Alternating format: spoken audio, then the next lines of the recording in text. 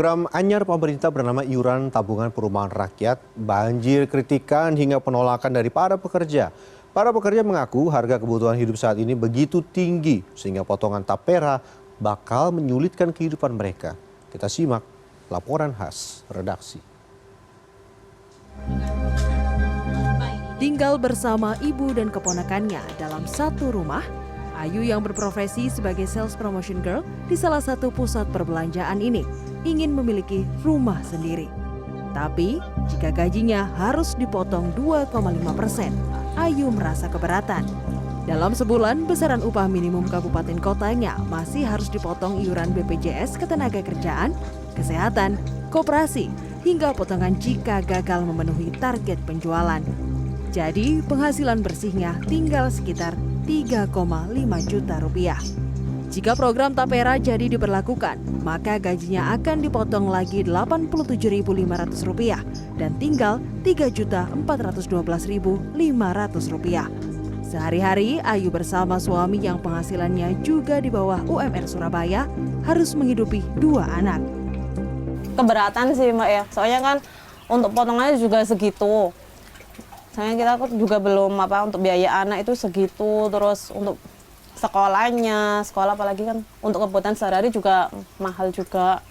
Iya, pengen banget sih Mbak. Soalnya ini kan rumah juga tinggalnya bareng-bareng. Jadi bukan cuma saya sama ibu, kebetulan ada ponakan juga. Jadi satu rumah itu 3 kakak gitu. Pekerja lainnya bernama Supardi yang tinggal di kamar kos berukuran sekitar 3 x 3 meter ini pun keberatan dengan iuran tapera. Menurutnya, kenaikan UMR tidak stabil di setiap daerah.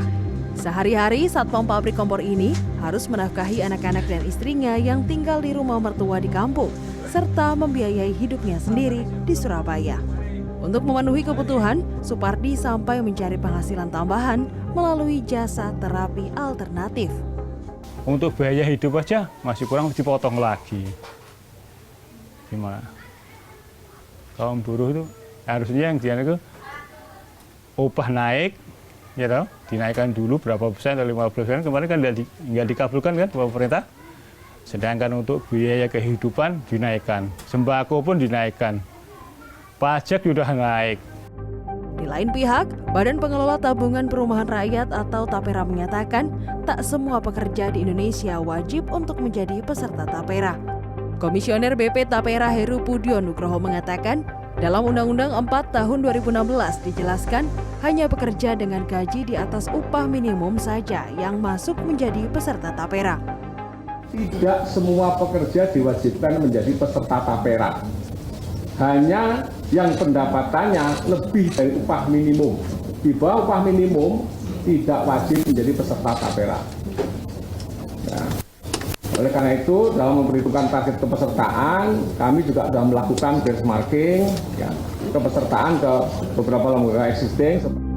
Dosen analisis kebijakan publik Fakultas Ilmu Sosial dan Ilmu Politik Universitas 17 Agustus 1945 Surabaya, Bambang Gusbandrio mengatakan, secara konten program Tapera sesuai dengan amanat undang-undang, bahwa setiap orang berhak memperoleh rumah yang layak.